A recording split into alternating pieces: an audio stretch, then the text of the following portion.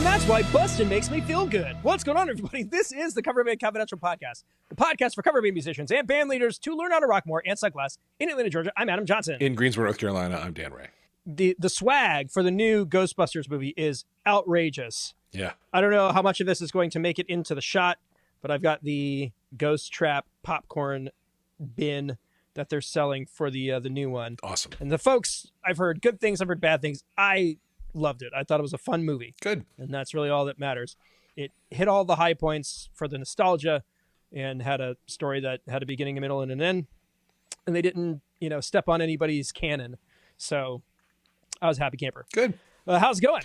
Good. Can't complain. All recovered from the gig last weekend. Took me a day or two, but I'm back among the living. I shared last week that I bought the DJI Osmo Pocket 3 camera, and yes. I had my guy Justin, who's my now awesome roadie, shooting the whole night, or parts of it. And I am freaking delighted with the output of that camera. It's really, really good looking stuff, even though I realized later I did not have it on low light, and I probably should have, but even standard full auto, it really did great. And the in-cam audio, the mics on it are spectacular. Mm-hmm. Now, the video I'm putting together is from board audio, so I just have a little bit more control.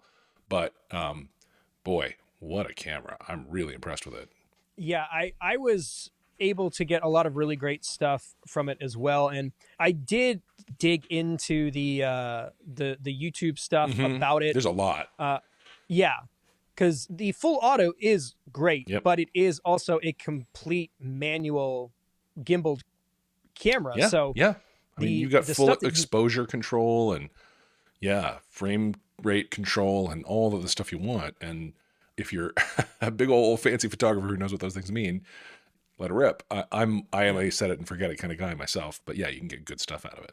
Well, I think it would be cool to do some 24 frame stuff to make it look more cinematic, or shooting in like high speed so that you can do slow-mo and things like that. So there's a lot of upside and possibility there. But like you said, as far as a throw and go camera, you could do a lot worse.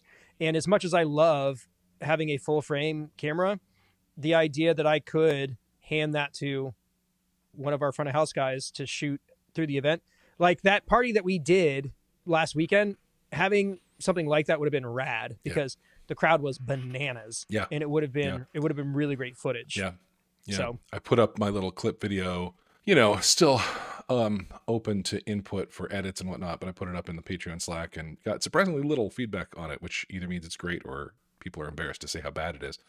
Well, it was also, I think it was post load in on Saturday is when timing wise, it wasn't ideal. Yeah. That's for sure. The crowd isn't always, there on the weekends. A lot of us, I might ask again. We're working. Yeah, I might ask again during the day tomorrow. I feel like the clip tempo is about right. I stretch it a little bit toward the middle because I want to give my fiddle player a good airing in this thing. It's one of the things that makes us unique.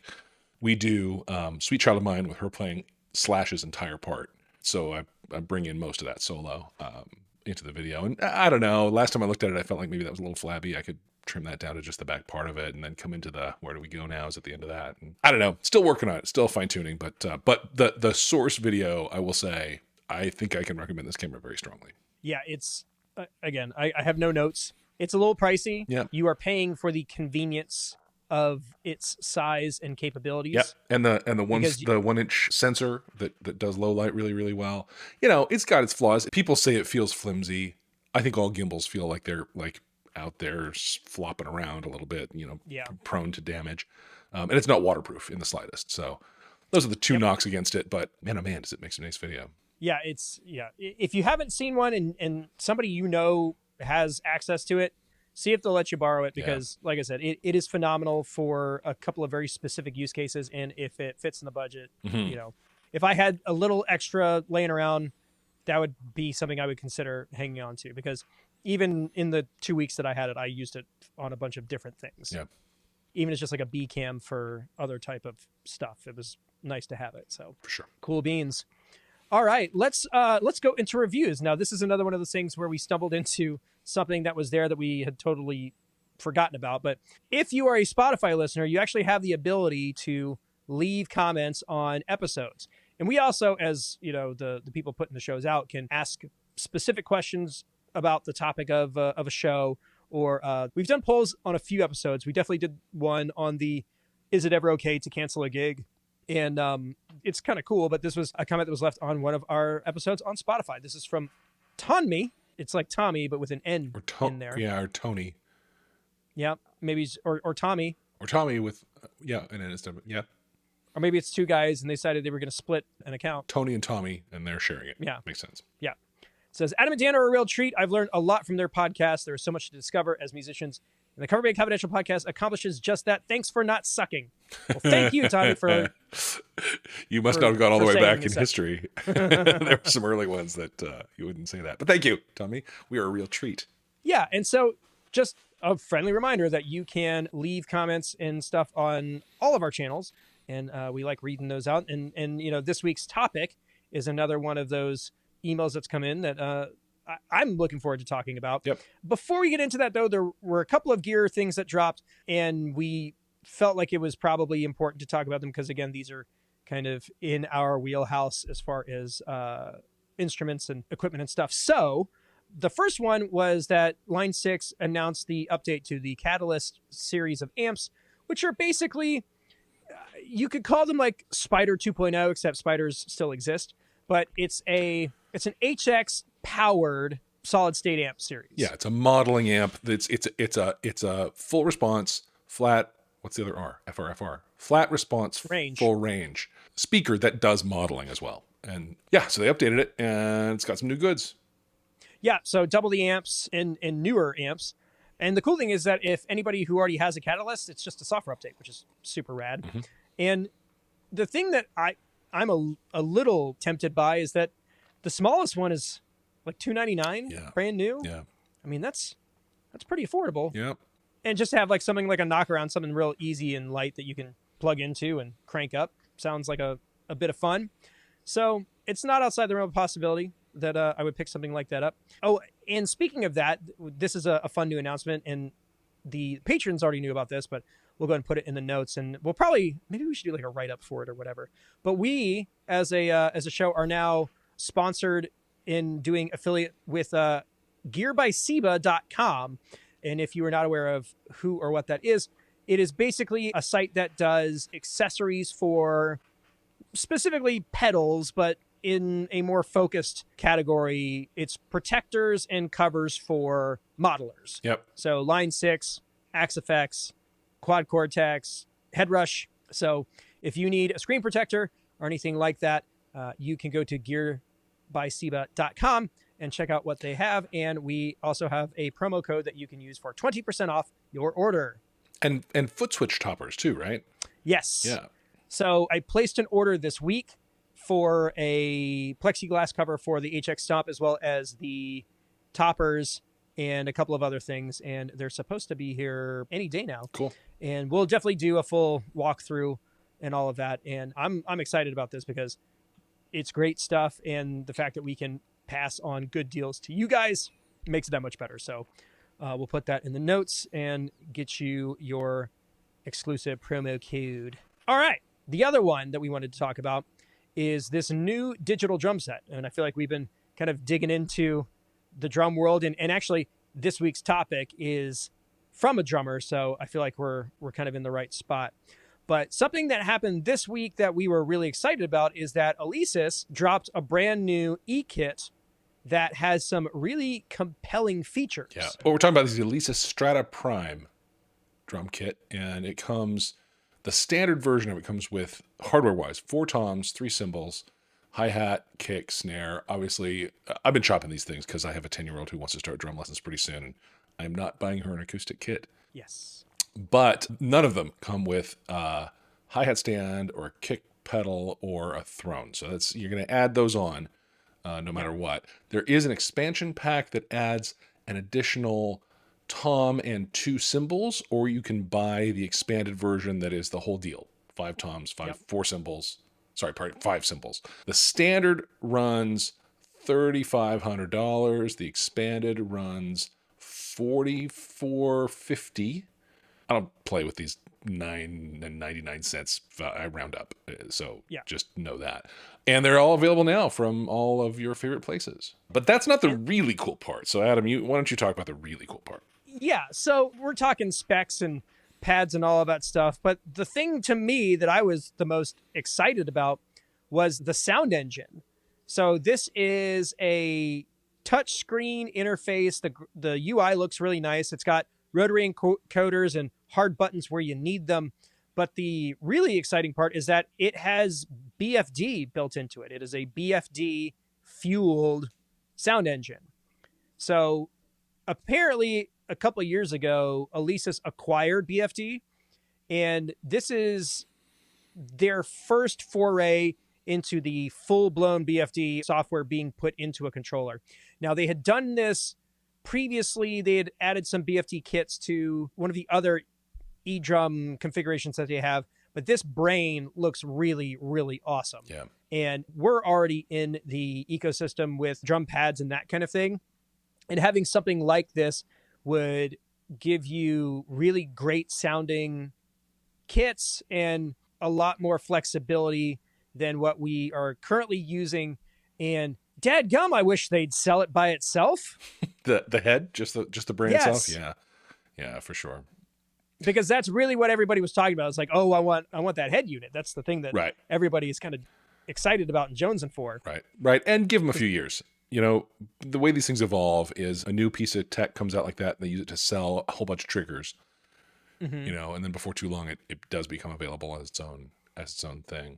I mean, pads are pads, but a brain's a brain. Right. Out of the box, the brain comes with 75 preset kits, 440 sounds. You can, of course, build and customize and save your own personal creations. 40 gig sample library built into it. Yeah. It's pretty rad. So my hope is that they start selling these pieces a la carte. And man, I'd love to get my hands on one and just kind of see what it sounds like, because it's got all of the components of being something like really awesome. Yeah. And so, yeah, I want it. Yeah, for sure. For The sure. end. For sure. You know, I was talking with my drummer, Charlie. We did a gig pub crawl yesterday, and he shared with me that and it's not the first time he mentioned it. He recently got a Roland VAD kit, the one that looks like a full drum set. And the one thing he hates about it is the hat. The hat is like mushy feeling, and he does a lot of really fine hi-hat articulation. That's like just part of his style. And a rubber version of that just feels like banging on a mouse pad. It's just flubby and not fun. Like Schulte said the same thing. Exactly. And so that's what I brought up. I said, you know, our buddy Mike has a kit that is essentially all electronic except the hat. And he has an acoustic hat that he mics, and that's just part of his deal. And Charlie was like, oh, yeah, no, I could totally do that. And in the small places we were looking at yesterday, maybe not this episode, probably for time, but at some point it'd be interesting to debrief that little tour that I did, because it was enlightening. They were all little small rooms that were going to want some sort of unplugged breakdown of what the band can do. But so in a room like that, an electronic kit that can back way down, and maybe you don't even put the hat in the mains. Maybe the acoustic hat carries the room in some of those places. You'd have the opportunity to do full band stuff at a backed down volume. And as much as I love the energy of acoustic drums, nothing's as nice as feeling that kick drum blowing air at the backs of your thighs as a guitarist, singer. Yeah. There's a lot to be said for the control that an electronic kit gives you. It's different tools for different jobs. For sure. 100%. And as much as we all would love to have the biggest rigs possible and push a bunch of air around and sound as loud and as rad as we want, sometimes that's not always the best option. I like how we're laying down foreshadowing for our main topic. Yeah. I mean, I felt like I was just setting it right up. Absolutely. There. So that kind of pushes us into this week's topic. And I'm still trying to kind of figure out the name of the episode, because I've got a couple of working ideas, but it's a very specific set of questions from a very unique point of view. How about that? And I really like it. This is like, what's the deal with guitar amps asked for by a non-guitarist? And I love it. So this is an email from Brian. Brian's from Durham, North Carolina. That's not too far from you. No, 45 minutes. There you go. I was about to say, and you're about to be like, no, it's 17 hours away. No, it's right down the street. State right down the ever. street. It is. That's true, but Durham is close to me. It says, "Hi guys, longtime listener, occasional emailer, Brian here of the Backroads, a 2-year-old cover band in Durham, North Carolina. I am a drummer and backup singer, so I feel a little out of my element with this Guitar World question, but I'm curious about the relationship among amp size, generally tube amps, I think, volume, tone, and gig size." So here we go. Here we go. One day, I was in a small bar looking at a guitarist's 50-watt, 50-pound, 212 speaker tube amp, whose volume was set at 2, and wondered, does he need that much amp if he's miking only one of those speakers? Of course, I then tentatively entered the tube amp guitar tone rabbit hole. Would you guys be up for boiling this down for me and all the actual guitarists out there? All right, so first of all, yes, we're up for it. But know that you're straying into an area where people have diverging, very strong opinions. And you're speaking with two guys who were dyed-in-the-wool amp people who have since decided that giving it amps, up totally. And we leave them at home. Yeah. So but we're happy to give our opinions. Well, and also 20 years of professional experience before that. 100%. That I feel like is probably worth discussing because let's just go ahead and call it for what it is. And this was actually something that has come up in the Patreon recently. It's like everybody's band's at different levels. Yes. And one of the newer members of the Patreon was like, they were talking about us, Dan and I, as that we are a little further along in our journey. So the decisions that we would make isn't necessarily the ones that are in the best interest of these particular groups, which is totally true. Well, maybe I'm playing the $100 head bar gig thing right now with my new project. I wouldn't say my band is very representative right now of all those gutting it out, corner of the bar folks. I have higher aspirations and big plans, but right now I wouldn't say my current project is far ahead of anybody. Well, it may have just been singling me out. Yeah, no, you for sure. The royalty. Yeah, fair. Okay, fair enough. Yeah. So we will do our best to kind of explain this in an even-handed way. But there are just going to be scenarios where having an amp on stage is a good option, just based on what production is available, what other mitigating factors there may be. There are still gigs every once in a while that I get where someone is asking for a sub and they're like, please bring an amp. Yeah. And so I've got them. That's the reason I own one. That's the reason I own one. Yep. So there's always going to be a potential need for one. So wherever you stand on this topic, just know that we're going to try and do it from both sides. Yeah. Brian continues.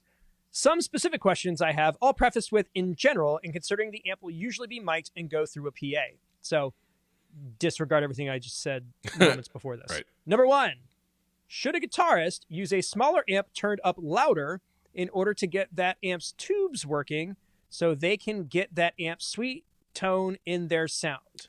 Yes. The answer is always going to be yes. Yes. And it's interesting, though, because older amps, you're kind of in that particular situation where I've got the 50-watt Rocker Verb Mark I, and then I've got a 22-watt Subway Rocket Mesa Boogie. When those amps were released, they basically run at the output that they run at. I think maybe the Rocker Verb has an attenuator where you can go half power, but I'm not 100% sure. I'd have to go and look at it. But that attenuator is post amp, right? It's about total net output. It's not about the heat of the tubes. It's not the preamp. Yeah. No. Yeah. So you still are having to run the input section of the amp higher to get whatever it is that you're looking for. Brian has a question later that'll let us say some stuff about that and kind of discriminate between the two areas of what an amp is doing. But what I was trying to get to was that most modern amps have multi-level attenuation. Yes. So for non-guitarists or people who haven't worked with these amps, the point of attenuation is it lowers the total output without really changing the tone of the amp that much. And there are a few reasons you might want to do that. One is you might be a teenage kid in a bedroom like I was who doesn't want to blow their parents up. The other is maybe you're on stage and you don't want to create a whole ton of stage bleed. You just want to use that amp as part of the tone chain that is going to then feed a PA input. So yeah, for a lot of these amps, they have multiple settings.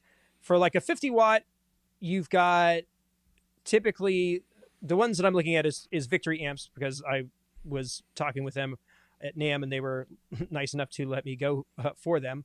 But they typically have, for like a 50 watt, there's a 50 watt mode and a 9 watt mode. On their 100 watt amps, they have a 100 watt mode and a 30 watt mode. Okay. But some of the other manufacturers, like Orange, have multiple step downs that you can choose from, which is really cool. Yeah. Because it gives you the ability to run a much hotter amp at a much lower stage volume. Yeah. But just know that even at half power, third power, a 20 watt amp is loud. Yeah. Yeah. It's real loud. Yeah. Look, So, in a bedroom, a 5 watt amp can be real loud. That 22 watt Mesa Boogie Subway Rocket, I've played gigs with that running through a 412. Like it pushes. Yeah. Like it's rad. Yeah. But you have to take that into account, that even with attenuation in mind, your overall volume could still be bigger than what the room can handle. Yeah. Let's put a pin in it's rad, because that's a core concept that we need to come back to at the end of this. For sure. All right, moving along. Can a guitarist increase the size of the amp as the size of the venue increases or they play outside? Also, yes. Yes. Now, there is a situation where your amp's output is contributing to the PA for part of the general house sound. And if that's what's going on, then you need an amp that can cover that. If, however, the amp is only there to be mic'd so that it's part of the guitar tone chain, but we don't really expect it to be contributing to front of house sound, then the size of that speaker that is coming out of the cab that is producing that is totally irrelevant. And I will say there's been multiple occasions where a band has done an outdoor event. One that came to mind, I was talking about this the other day. With my original group, we were doing a 4th of July event at some kind of natural amphitheater. And the stage was facing this amphitheater, but the only thing behind us was a lake. And so because we at that time had big honkin' tube amps and 412s, we just turned the cabinets backwards, right, and cranked those bad boys as loud as we could make 100%, them. Yeah. And man, my tone was ripping that night. I'm sure. It was a lot of fun. Yeah. But if it was totally untenable in any other circumstance. Yeah. The problem with using an amp, a guitar amp, as part of the sound you're feeding the room is that it's very, very directional. So people who are oriented somewhere on axis of those speakers, they're going to get a lot of you on guitar, and maybe overwhelmingly, especially people toward the front of the audience.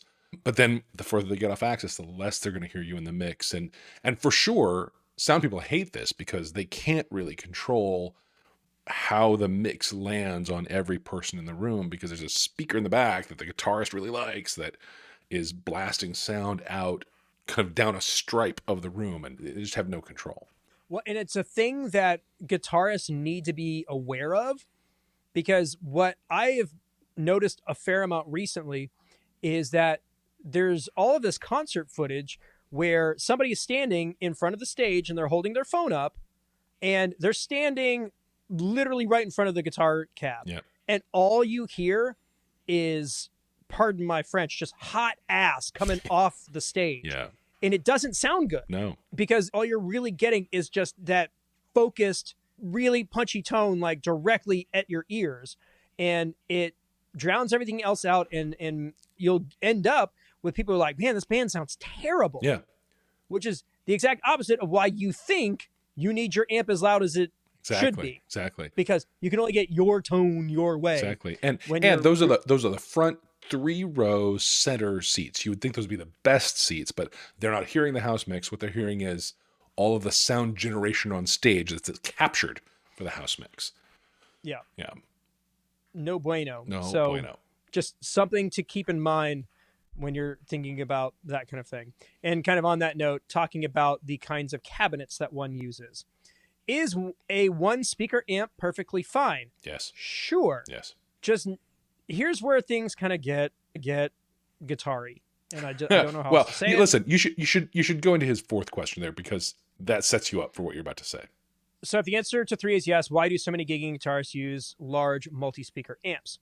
So the thing that you need to take into consideration when we're talking about speaker cabinet or amp construction is the fact that the speaker is a part of the signal chain, but doesn't necessarily contribute 100% of how that speaker sounds in conjunction with everything else.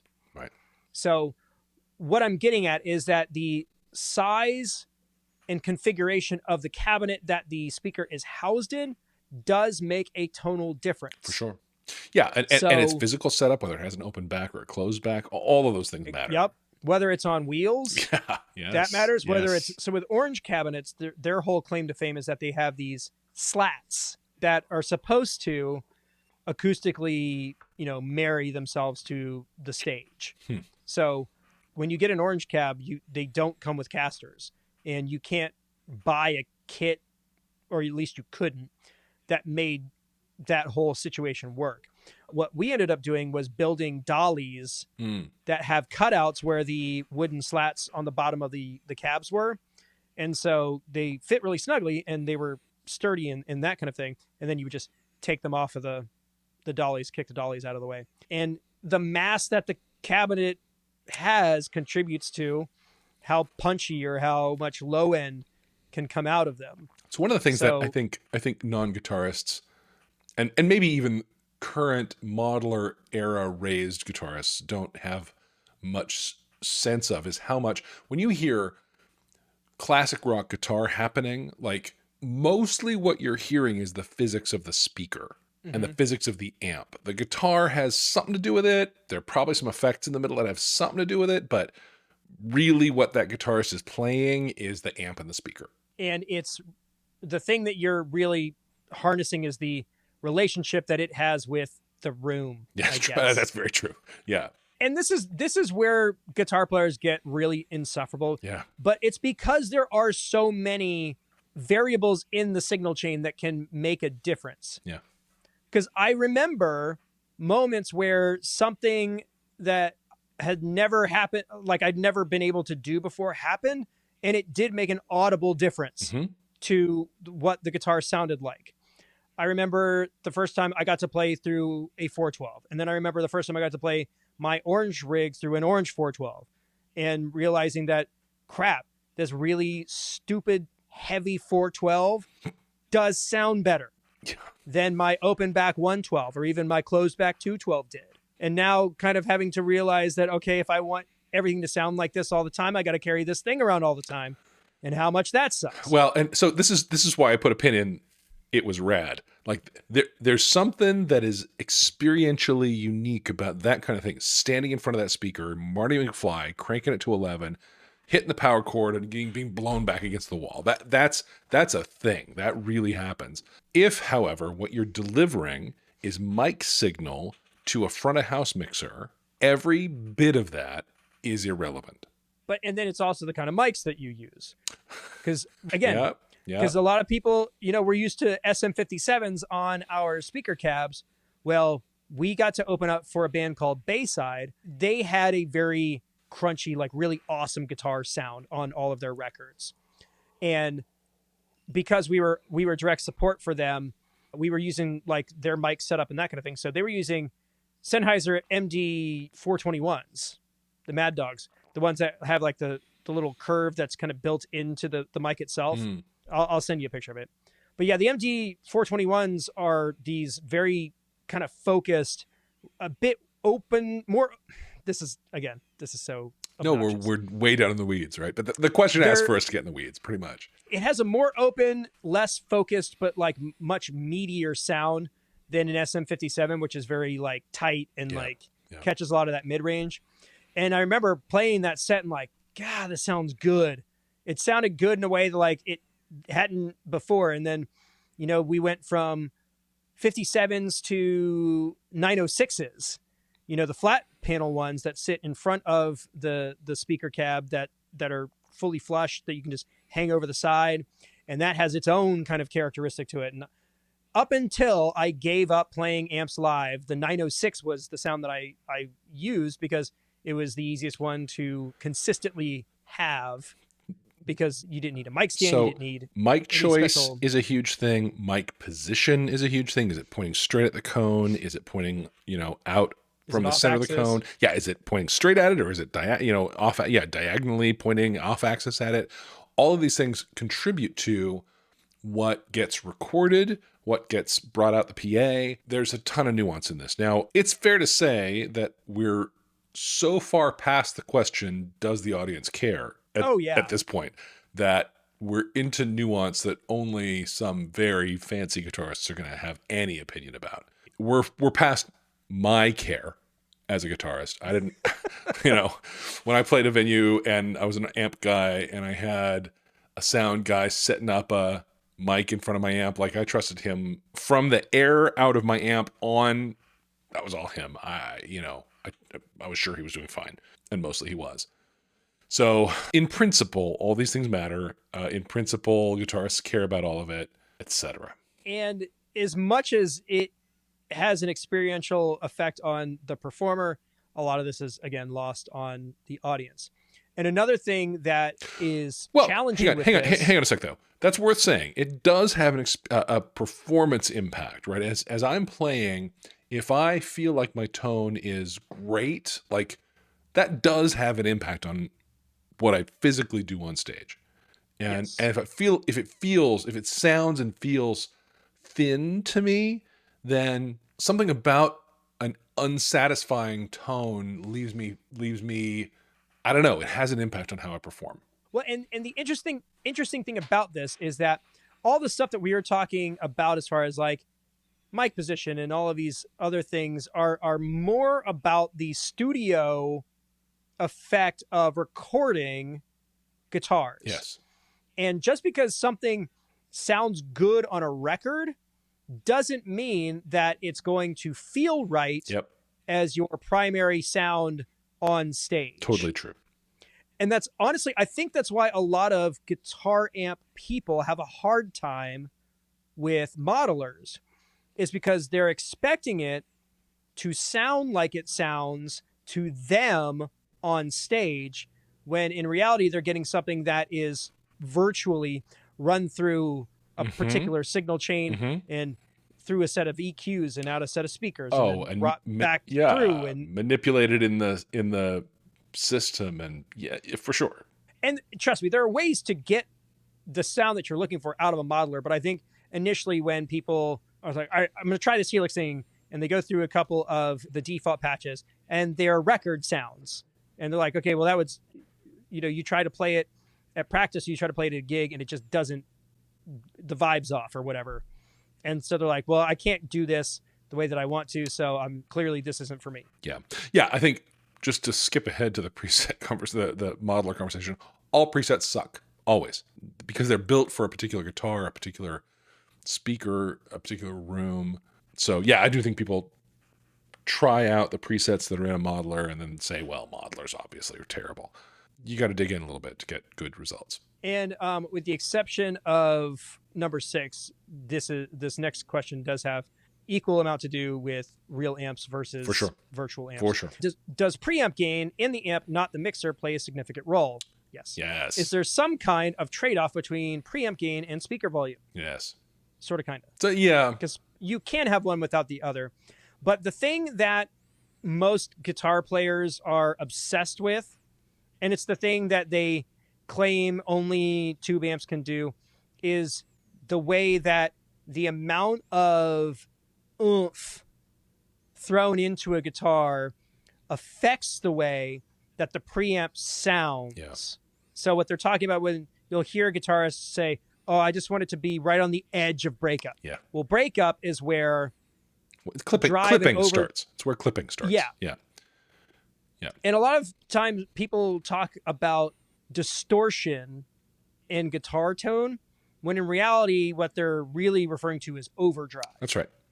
And the sound that a lot of people equate with rock guitar is overdriven preamps. So like you're getting a lot of volume being pushed into the front of the amp, which then causes those little preamp tubes to get all warm and start doing whatever tubes do. Still don't quite understand how it works. But that's where the little tone gremlins magic. That's where the magic happens. Start smacking against each other science. Real fast. And... Yeah. Well, I mean, the upshot is the preamp stage of a guitar amp does not have a lot of headroom. And the point is that you can overdrive. You can push it into a clipping state where it's, you're asking more of it than it has headroom to put out, and it is therefore clipping the tops and bottoms of the waveforms. Yeah, we've all seen pictures of that. And that's what sounds to a human-like distortion. Now, different preamp stages do that in different ways, color the sound in different ways, and that's what makes, a 5150 sound different from an orange, because the preamp does that distortion in different ways that are iconic and colorful and useful. And that's the distortion an amp provides that is a big part of it. So yes, for sure, preamp gain is crucial to what a guitarist who uses amps thinks of as their tone. It also translates over to modelers because you will still use the same principles in dialing in your amp EQs and drives and that kind of thing with those core concepts in mind. Absolutely. All the modelers have borrowed that conceit, that fact of a preamp gain staging that can be overdriven, and then a post preamp that is way, way higher headroom, and you can turn it way up without adding any more color. That's the point of that. You don't distort in the post preamp. It's the preamp that's doing the distortion and doing it in a way that you have chosen and like and have designed. And we'll use words like creamy and silky, chunky, words that don't belong to describe sounds. Yep. How do you talk about sound, really? What are the words you use to describe a PV5150? Well, it's got some. Yeah. Is it articulate? It's articulate, and it can be, and it's muscular. Yeah. Whatever the hell that means. I mean, it's got some skronk to it. All the skronk, yeah. It's got the squeach. Yeah, I mean, well, you don't want it to over squeach. You got to keep your squeach in the right amount of squeach for sure. Yeah. So when you're standing in front of something else, you're not squeaching too hard. You don't want to over squeach. Never. Yeah. How do you know when it's too much? I can't tell you, but I know it when I hear it. The sound guy will tell you. Exactly. This is why. Sorry, for non-guitarists, we just made up the word squeach just right now. That's not a thing. Yeah, but it points to the fact that so many of these terms are so nonsensical that squeach might very well be real. You want to hear my theory on why guitar players are particularly guilty of all of this kind of talk? Do I? Because we're the only musicians that are going to be on the same gig at the same time. Guitar players have the unique experience of there typically being more than one of them in a band. Okay. Whereas like bass players never hang out. True. If two bass players want to hang out, you're right. You got to be on tour. Yes. Or you got to plan ahead of time. Right. You know what I'm saying? Right. Same with drummers. Right. Whereas drummers in a room, that's weird. If you and I are in a band together, we gotta work out how much squeach we're each gonna have.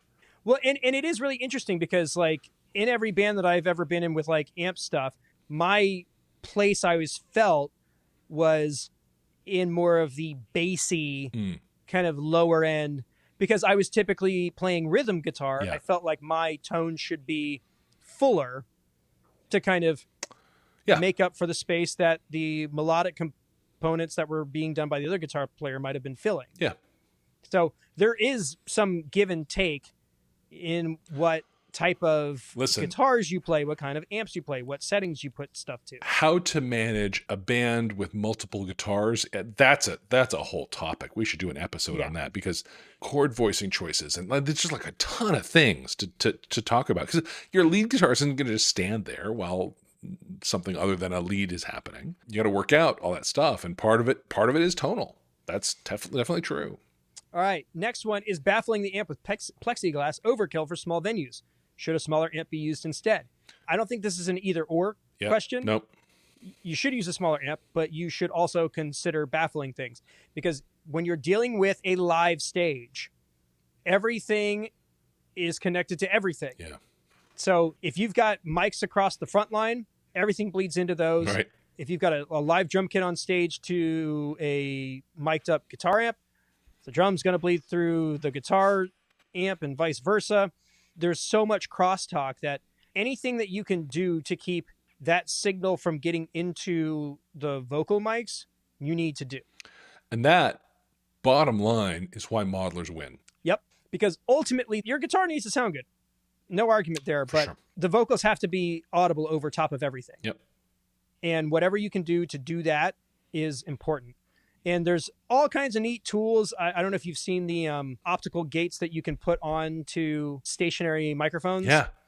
Where it's basically shooting like a laser into your face. Yeah, and it can tell when the singer is up on the mic and open up the mic. And when they're not, it's dead. And so it keeps the audible stage noise from cymbals and that kind of stuff from coming out. And it's the same reason why most drummers who use live cymbals have either a full cage around them or just now the ones which I prefer that just sit in front of the cymbals to keep that kind of splashiness from getting into the vocal mics, the frontline mics. It's really important. Well, and that's why we do e-kits. It's because we can put them into the PA and they sound as good or better, frankly, than a mic'd kit, but there's no stage noise at all.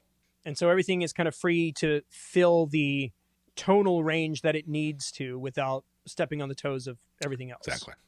And the last question, it just says, should I just stay behind the drum set and hit the backbeat?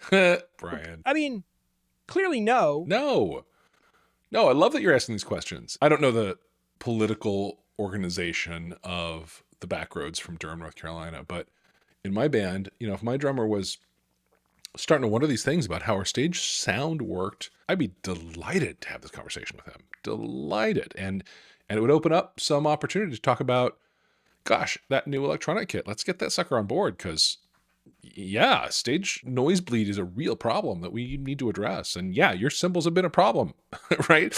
I love them. I love the energy they give.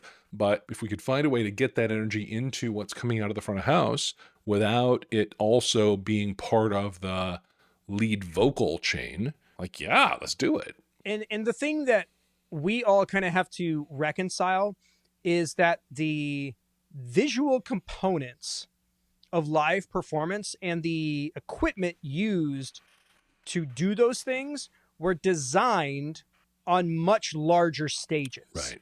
So all of the things that, we equate with quote unquote professional gear typically equate with people who are playing arenas and larger setups.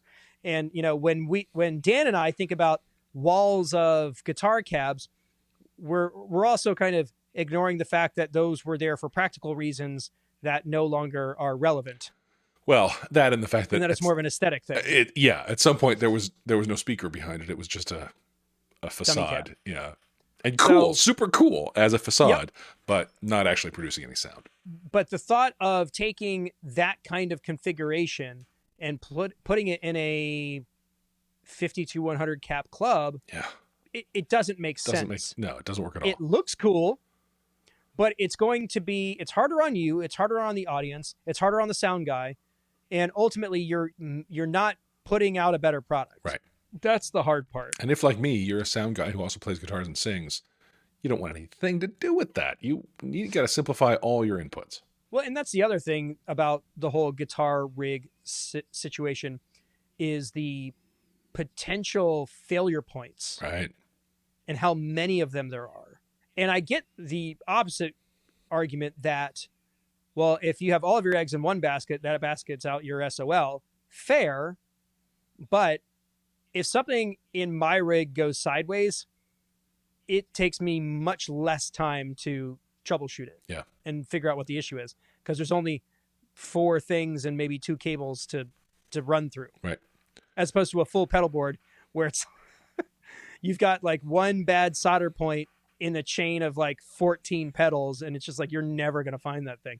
And it's always going to happen 3 minutes before downbeat. Always. Yeah, or after downbeat. The bass and drums have come in, and I'm hitting my first chord, and there's nothing. And that has happened. My last iteration of my full pedal board, I knew I was done with it when essentially that kind of thing happened. Just, sound check was done. We were fine during sound check. But then I got up there and like tried to just hear something going through my signal chain, just, moments before downbeat, nobody home. And I did have to flip it over and trace the whole chain and make sure everything was plugged into everything, because it got moved, between sound check and downbeat. And when it came back, something got unplugged. And I was working with hand soldered cables at the time. I'm no longer interested in working with hand soldered cables anymore. I no longer trust my soldering. That's fair. Yeah. So talking about failure points, when we opened for Panic at the Disco, my wireless stopped working. Ooh. Like middle of the set. Ugh. And so like I was supposed to be playing this really important riff on this really big ass stage, and nothing was coming out. So first off, battery, right? Oh yeah, but again, I'm playing. I don't have any way to really get through it. Right. My buddy Zach, who was helping us out on that gig, ran over and realized that more than likely the failure point was the wireless, and very quickly got me plugged into a hard connection. But the hard connection was like maybe 10 feet, and we're on this like massive stage. Oh, so now you're pinned down. So like for the last like 3 or 4 songs, like I had just this very small radius that I could use, and it was very disappointing. It all worked out, but it's fine. Yeah. So the point is, don't have amps. Yeah, or have amps, but be cognizant of what your perception of your tone is. Yes. Against the reality of the experience of everybody else around you. Because I've been the loud guitar player that, pissed off the sound guy. I've been the guitar player who wasn't loud enough because the other guy wouldn't turn down. I've been the guy who was the only person running a modeler on stage. Like, I've been all of these people. Yep. And the reality is, the only one that like folks weren't really ticked off about was the one where I make no noise except for what's coming out of front house. Right. Everything else is kind of obnoxious. Right. I mean, there's also, it's good you mentioned I'm the only one running a modeler, because you got to make sure you're getting enough monitor back in that situation, right? Other people have their amps blowing at the backs of their heads, and you do not. So you got to make sure that you're balanced in the monitors against what you're hearing on stage. It's all complicated, and this is why we save an hour for sound check. It's true. And it's also why we talk about all of this stuff. And again, there's no right or wrong way to do things, but there's definitely things to consider when you are looking at the gig that you're doing, the venue that it's at, the audience that's there. Like, all of those things need to factor into what you choose. Yep. And your personal preference isn't always the right answer, even if it's the one that wins out the most. But just know that you may need to find other avenues of getting your quote unquote sound that don't involve, ripping the first 3 rows head off in the dive bar that you guys are booked at that night. Right. So, yep. That's all I got. Yep. I miss playing with amps sometimes, but typically it's only like during the middle of the set when I'm playing, and I can just ignore the fact that I didn't have to load anything in, and I won't have to load anything huge out, and all of the other things. And in my case, I am doing that. I'm just doing it with the PA instead of an amp. Right. And when I was doing both, it sucked. I don't recommend it. And that's it. That's what I got. Cool. So, Brian, big thanks for reaching out. If you want to check out his band, go to facebook.com/thebackroadsdurham. That's The Backroads, more than one, Durham, Durham.